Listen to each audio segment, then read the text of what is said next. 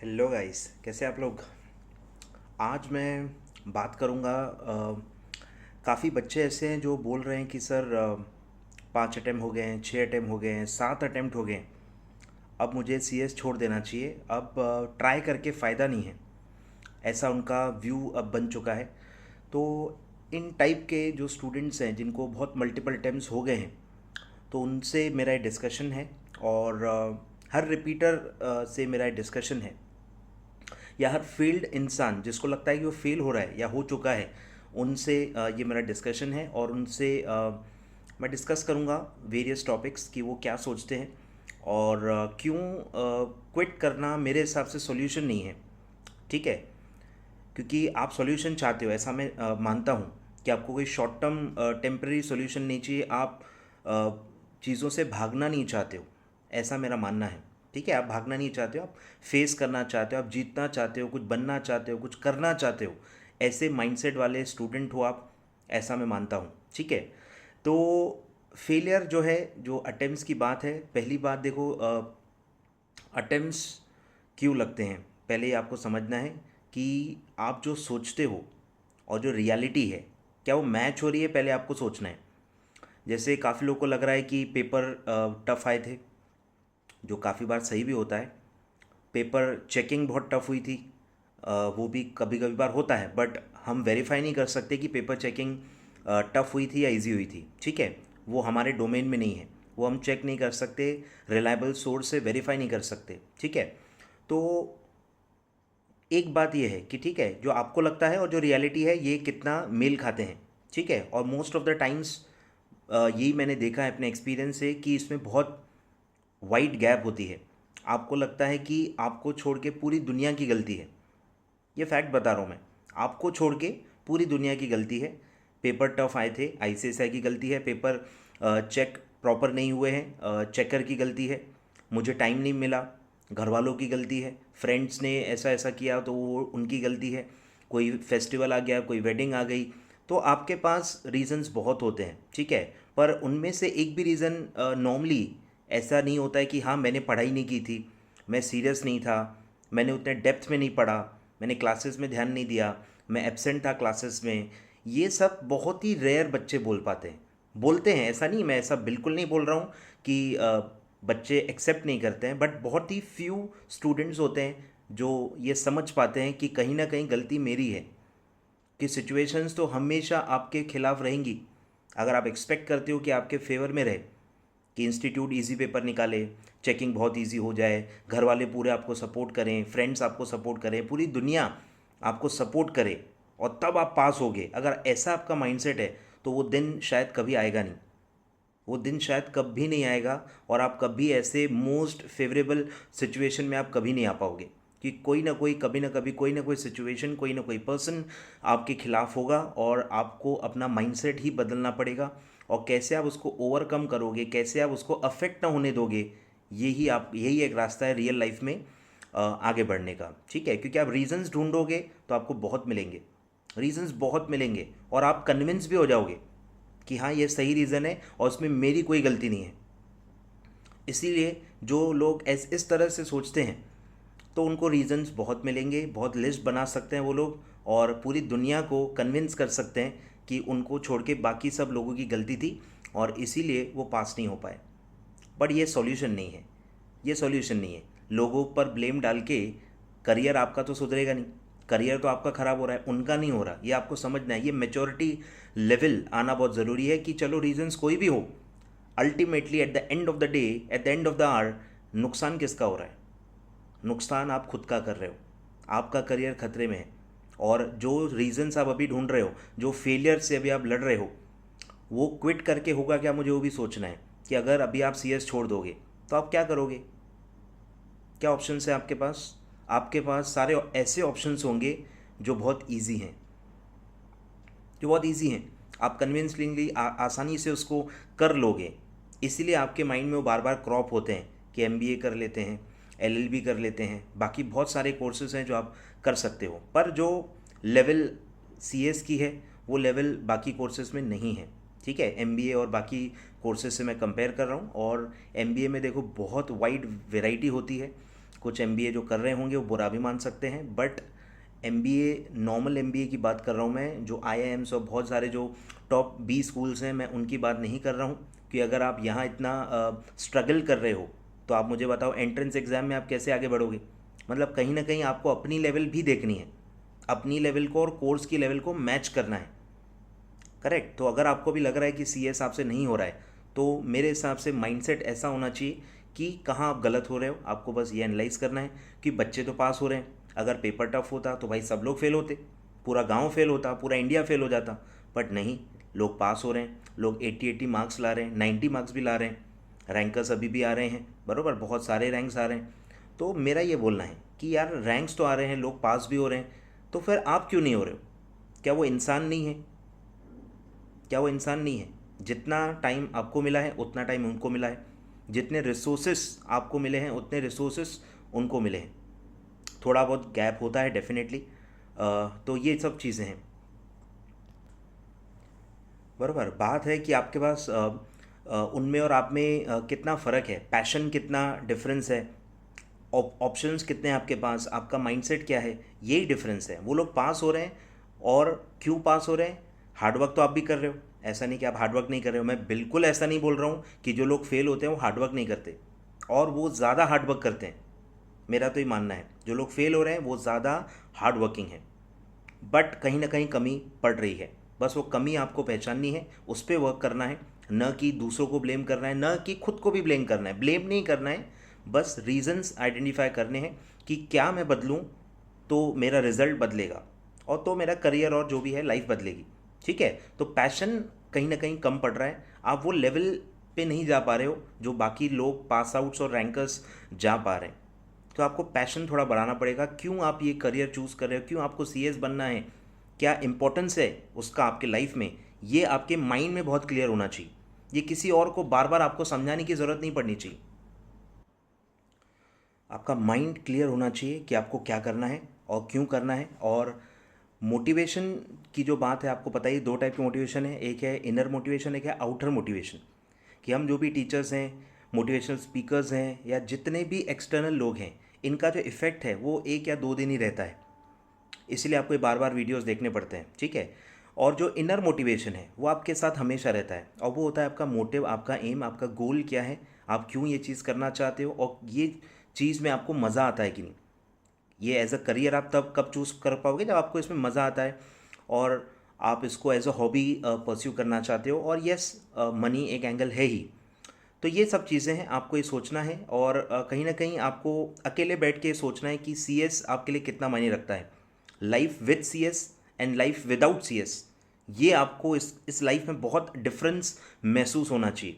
और आप ये सेक्रीफाइस मत करो, ऐसा मतलब आपका माइंड आपको आपको बोलना चाहिए कि नहीं यार, बिना सीएस में लाइफ में कुछ नहीं कर पाऊंगा या बड़ा नहीं कर पाऊंगा। ऐसा देखो, एक्सेप्शंस हमेशा होते हैं, आर्ग्यूमेंट बहुत हो सकते हैं कि पढ़ाई लिखाई, तो हम तो वैसे जनरली भी बोल सकते हैं कि पढ़ाई लिखाई की क्या ज़रूरत है, बिना पढ़ाई लिखाई वाले भी तो मिलेनियर्स हैं, बिलेनियर्स हैं।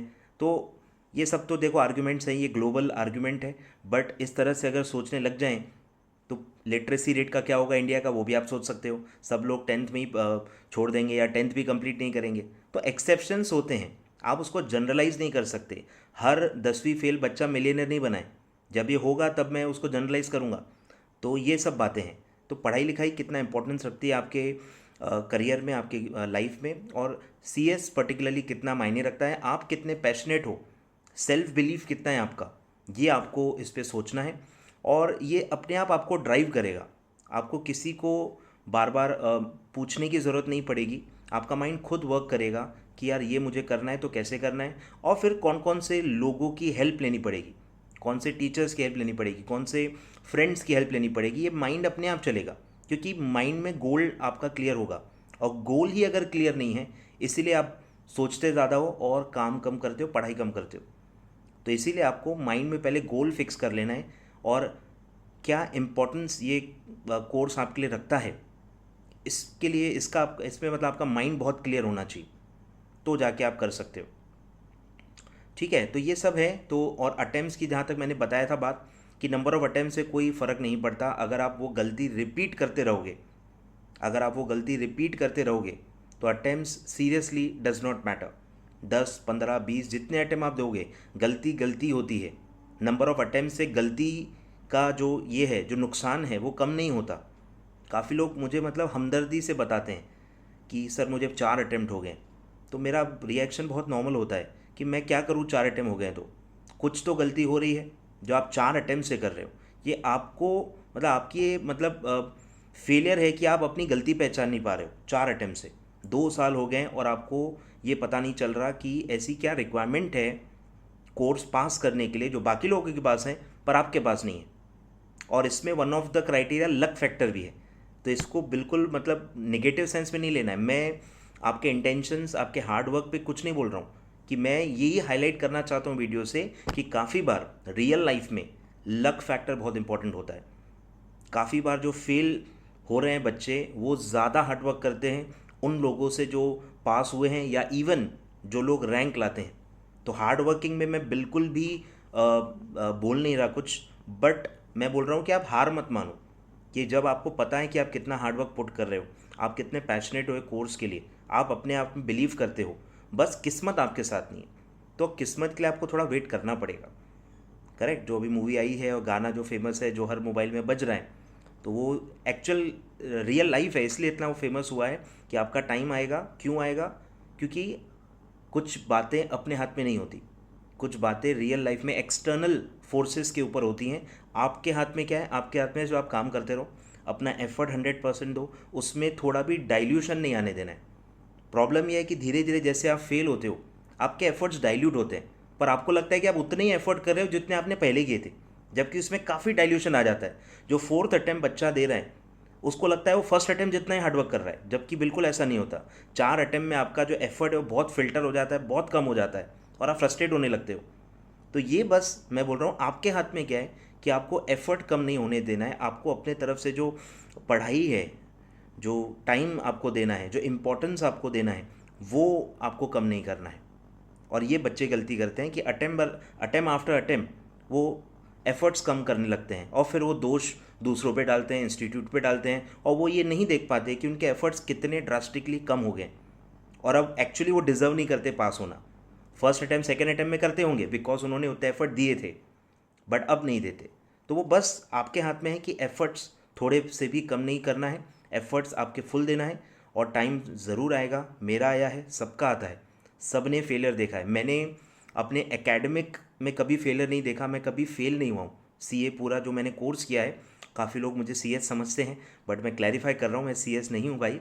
मैं एक चार्टर्ड अकाउंटेंट हूँ, फर्स्ट अटैम्प्ट चार्टर्ड अकाउंटेंट हूँ, और मैंने पूरे लाइफ में कहीं मैं फेल नहीं हुआ हूँ। बट बिलीव मी, मैं आपको जब बताऊँगा कि रियल लाइफ में मैं बहुत ज़्यादा फेल हुआ हूँ, मतलब सिर्फ फेल ही हुआ हूँ। ऐसा अभी तक का जो जर्नी रहा है, मैं बहुत बहुत ड्रास्टिकली फेल हुआ हूँ। जो लोग मेरे सिटी से हैं, जो मुझे जानते हैं, उनको पता होगा कि मैं कितना कंसिस्टेंटली इतने सालों से मैं फेल हो रहा हूँ, और मैं फिर भी देखो लगा हुआ हूँ। और इसलिए मुझे लगता है कि चलो टाइम आता है, बस आपको अपने एफर्ट्स कम नहीं करने। Years attempts does not matter, years attempts does not matter. बस आपको वो पैशनेटली वो करना है, क्योंकि आपके लाइफ में उसका इंपॉर्टेंस उस लेवल पे होना चाहिए। अगर वो लेवल पे इंपॉर्टेंस ही नहीं है, तब ये ख्याल आते हैं। जो भी लोग बोल रहे हैं कि अब मैं क्विट कर देता हूँ, मेरे पेरेंट्स बोल रहे हैं, ये बोल रहे हैं, वो बोल रहे हैं, ये सब कब होता है? जब आप खुद ही उसके लिए पैशनेट नहीं हो, आप उसके लिए लड़ने के लिए रेडी नहीं हो। अगर आप रेडी हो लड़ने के लिए, पेरेंट्स को आप कन्विंस कर सकते हो, रिसोर्सेज आप अरेंज कर सकते हो, बुक्स आप बोरो कर सकते हो, ये बहुत रास्ते होते हैं। फैमिली करती है सपोर्ट, बट प्रॉब्लम है सपोर्ट मांगना पड़ता है। वो लोग थोड़ी आएंगे देने कि बच्चे को करना ही नहीं है, मैं क्यों करवाऊँ। तो वो उस हिसाब से सोचते हैं कि बच्चा ही खुद ही बोल रहा है कि नहीं हो रहा मुझसे, मुझे छोड़ना है। तो ऐसा है, वो प्रेशर डालते हैं, उनको ज़्यादा नॉलेज नहीं है इस फील्ड की, और वो अपने तजुर्बे और अपने हिसाब से वो करते हैं। बट आपको अपने हिसाब से सोचना है, कभी कभी अपोज करना पड़ता है। अगर आप अपने जो गोल है उसके लिए आप पैशनेट है, और आप उसको अच्छे से समझते हैं कि नहीं यार ये चीज़ मुझे करनी है, और मुझे पता है कि मैं क्या कर रहा हूँ, और मुझे यही करना है, तो फिर मुझे नहीं लगता आपको कोई रोक पाएगा। डिले होगा, बट वो चीज़ आपको ज़रूर मिलेगी। मुझे मिल रही है, आपको भी मिलेगी, सबको मिलती है, सबकी सक्सेस स्टोरीज़ हैं। और सब में एक चीज़ आपको कांस्टेंट मिलेगी, that is self belief. Self belief और एफर्ट्स आपको थोड़े भी कम नहीं करने, एफर्ट सेम रखने हैं बिल्कुल, और इवन बढ़ाते जाने हैं। और टाइम का वेट करना है, सही टाइम आएगा और बिल्कुल आपके फेवर में चीज़ें होने लगेंगी। और जब वो होती हैं, जैसे मेरे साथ हो रही हैं, तो मैं यही सोच रहा था कि यार मैंने ऐसा क्या कर दिया जो मैं अभी तक नहीं कर रहा था। तो ऐसा कुछ था ही नहीं, ऐसा कुछ भी नहीं था। सेम चीज़ है जो मैं पहले भी कर रहा था, अभी भी कर रहा हूँ। इवन उल्टा हो रहा है, पहले मैं एफर्ट ज़्यादा देता था, अभी एफर्ट्स कम दे रहा हूँ। बट टाइम टाइम की बात होती है, टाइम टाइम की बात होती है। इसलिए मैं आपको बोल रहा हूँ कि जो लोग अटेम्प्ट्स दे चुके हैं, मैं बोल रहा हूँ आपके हाथ में एफर्ट्स हैं। वो जब होना है वो तभी पास आप होंगे। आप अपना एफर्ट कम मत करो, आप डिमोटिवेट मत हो, क्योंकि ये जो चीज़ सीएस कोर्स में हो रही है वो दूसरे कोर्स में भी होगी, वो दूसरे कोर्स में भी होगी। या जो भी आप लाइफ में काम करोगे, बिजनेस करोगे, कोई भी काम करोगे, उसमें भी आप कहीं ना कहीं तो फेलियर देखोगे। तो आपको आदत नहीं डालनी है क्विट करने की, क्विट नहीं करना है। क्विट करना कभी सॉल्यूशन नहीं रहा है। पूरी अभी तक की जो मेहनत है वो आपकी वेस्ट हो जाएगी, वो भी आप सोचो। और आपका जो लाइफ में अब जो आपका मोटिवेशन होगा कोई भी काम करने का, वो कितना कम हो जाएगा सोचो। जब एक इंसान कोई काम को क्विट करता है, वो अपने आप पे डाउट करना स्टार्ट कर देता है, और वो हर काम में फिर वो एफर्ट नहीं दे पाता, क्योंकि वो ऑलरेडी एक बार फेल हो चुका है और एक चीज़ वो बिल्कुल क्विट कर चुका है।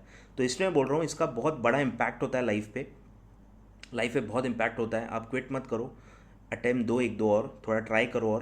और बहुत ही एक्सट्रीम कंडीशंस हैं, बहुत ही एक्सट्रीम कंडीशंस हैं फैमिली का, बहुत ही मतलब वो बहुत ही अलग लेवल पे है, तब जाके ठीक है मैं मान सकता हूँ। बट ऐसा नॉर्मली होता नहीं है। लोग प्रोजेक्ट करते हैं कि वो एक्सट्रीम सिचुएशन आ गई है, पर ऐसा होता नहीं है। वो उनके माइंड में होता है, रियल सर्कमस्टांसेस में नहीं होता। उनके जो फैमिली मेम्बर्स हैं उन्होंने कभी ऐसा बोला नहीं होता, वो प्रिज्यूम कर लेते हैं, क्योंकि उनके माइंड में है कि उनको क्विट करना है, तो वो सब चीज़ें अपने फेवर में सोच लेते हैं। ये सब रियल लाइफ है, मैं सब बता रहा हूँ कि जब भी आपको कोई काम नहीं करना है, आपको हर चीज़ वही दिखेगी कि आपको जो फेवर करती है, न कि जो आपको अपोज करती है, वो आप अज्यूम नहीं करते। तो इसलिए बोल रहा हूँ माइंड खेल खेलेगा, बट आपको दिल से लेना है, और आपको जो भी आपका पैशन है उसको परस्यू करना है, लड़ना है और जीतना है। ठीक है। तो जो लोग अटेम्प्ट्स की बात कर रहे हैं, जो लोग स्किप करने की बात कर रहे हैं, जो लोग ड्रॉप करने की बात कर रहे हैं, तो प्लीज़ ऐसा मत कीजिए। ऐसा चांस आपको फिर नहीं मिलेगा। और जो आपने इतना एफर्ट दिया है, जो अभी तक इतना आपने किया है, वो आप वेस्ट मत होने दो। टाइम दो अपने आप को थोड़ा, और मिस्टेक्स को आइडेंटिफाई करो, मिस्टेक्स पे वर्क करो। जितना आप सोच रहे हो उतना मिस्टेक्स पे सोचो, मिस्टेक्स को कैसे ओवरकम करना है वो सोचो। टीचर्स की हेल्प लो, फ्रेंड्स की हेल्प लो, जितने लोगों की हेल्प लेनी है ले लो। बट दिमाग जो लगाना है वो वीकनेसेस पे, और जो आपके प्रॉब्लम्स हैं उसको कैसे रिजॉल्व करना है उस पे करो। गलत डायरेक्शन में आप दिमाग मत लगाओ, आप अपना ही नुकसान करोगे। ठीक है। तो ये सब डिस्कशन था। देखो गाइस, आई होप आपको कुछ बातें अच्छी लगी होंगी, कुछ बातें बुरी भी लगी होंगी। पर ये होता है, जब भी आप कोई चीज़ डिस्कस करते हो, दिल की बात आप बताते हो, तो सब लोगों को सब बातें अच्छी नहीं लगती हैं। ये भी रियल लाइफ है। तो मुझे बिल्कुल मतलब अजीब नहीं लगता है जब कुछ लोग नेगेटिव कमेंट्स करते हैं या नेगेटिव बातें बोलते हैं। तो ये उनकी सोच है, मैंने मेरी सोच बता दी, और मैं उसमें बिलीव करता हूँ, और उसी हिसाब से जीता हूँ। और कोई भी इंसान सही गलत नहीं होता, आपके लिए भी एप्लीकेबल है, मेरे लिए भी एप्लीकेबल है। तो सबके अपने अपने फंडे हैं, मैंने अपना फंडा बता दिया। और अगर आपको सही लगता है तो आप उसको अप्लाई कीजिए, नहीं लगता है तो ठीक है, कोई प्रॉब्लम नहीं है। डिसलाइक बटन तो है ही, डिसलाइक कर दीजिए, ख़त्म कहानी। और जो लोग जिनको सही लगा है और वो उनको इम्प्लीमेंट करना चाहते हैं, तो भाई वीडियो लाइक करना ज़रूर, और उसको शेयर करना बाकी लोगों में, जिनको आप चाहते हो कि ये सब चीज़ें पता चले। ठीक है। Thank you guys for listening to my video. और ऐसे ही वीडियो मैं और बनाते रहूँगा, जिससे आपको मोटिवेशन मिले और जिससे आप ट्रैक पे रहो और इधर उधर ज़्यादा भटको नहीं, क्योंकि टाइम बहुत कम है अभी एग्ज़ाम्स में, और आपका फोकस बहुत ज़्यादा ज़रूरी है।